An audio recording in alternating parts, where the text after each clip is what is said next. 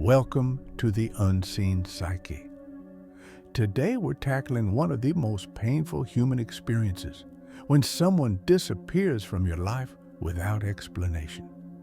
This isn't just another relationship video. This is a deep psychological exploration of why people vanish, what it means, and most importantly, how you can transform this pain into profound personal growth. I want you to think about someone who disappeared from your life. Maybe it was a romantic partner, a close friend, or even a family member. One day they were there, the next, gone. No closure, no real explanation, just silence. That ache, do you feel? That confusion? We're going to understand it at the deepest psychological level today. Let's start with what's happening in your brain when someone disappears. Neuroscience shows us that the pain of abandonment activates the same pathways as physical pain. But why does an unexplained disappearance hurt so much more than a clean breakup? There are three key psychological mechanisms at work here. First is the Zeigarnik effect. Our brains remember incomplete tasks and unresolved situations much more vividly than completed ones. This is why you can't stop thinking about what happened. Second is attachment system activation. When someone we're attached to disappears, it triggers primal abandonment fears that originate in childhood. These aren't just emotional responses. They're hardwired survival mechanisms. Third is narrative disruption. Humans make sense of life through stories. When someone vanishes without explanation, it leaves a gaping hole in your life narrative that your mind desperately tries to fill. Now, let's examine this through a Jungian lens. Carl Jung taught us that nothing in human relationships is accidental. When someone disappears from your life, it's not random.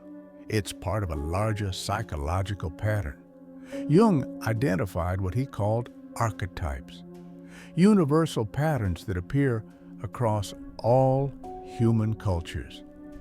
The disappearing person often represents the vanishing lover archetype or the absent parent archetype. Recognizing these patterns can help you understand this isn't just happening to you. It's a universal human experience.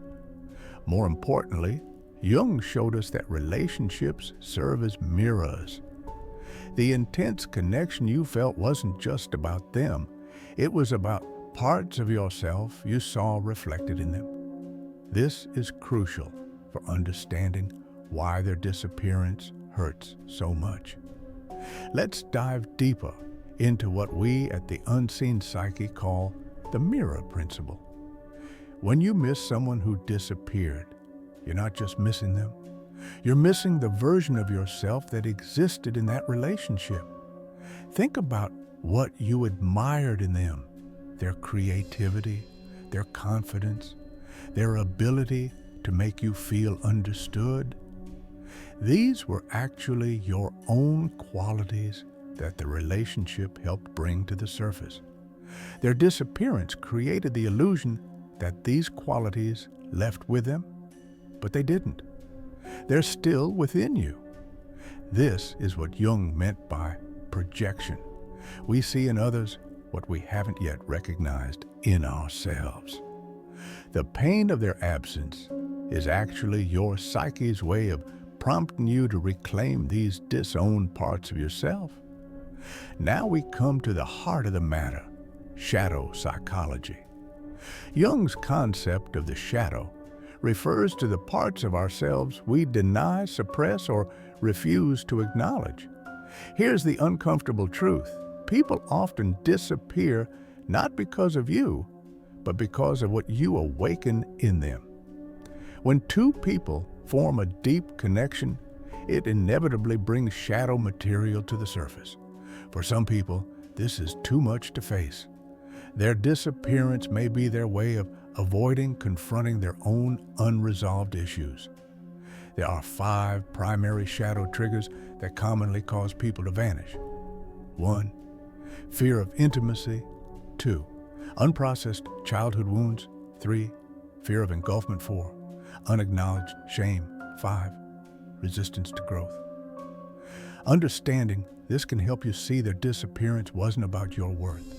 It was about their limitations in facing themselves. Now, for the most important part, how to transform this pain into growth. At the Unseen Psyche, we've developed a 4-stage process for working through disappearances. 1. The void stage, learning to sit with the emptiness without rushing to fill it. 2.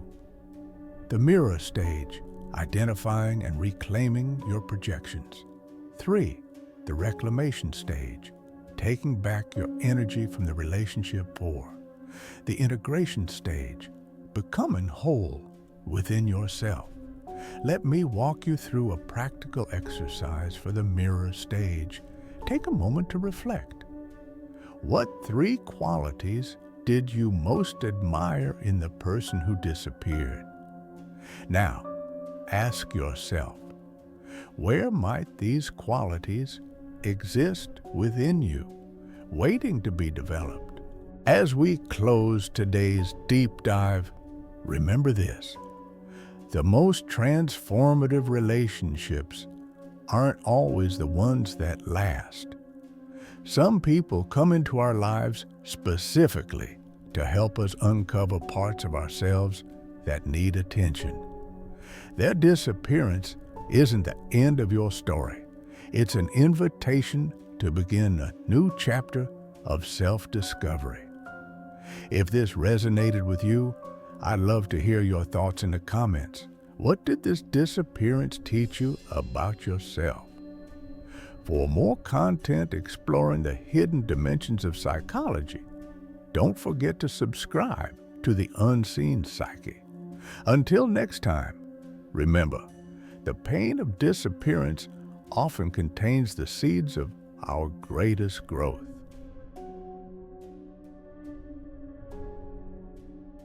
If you found this video helpful, make sure to like and subscribe to my channel. Feel free to share your thoughts in the comments. I'd love to hear from you. Thanks for watching.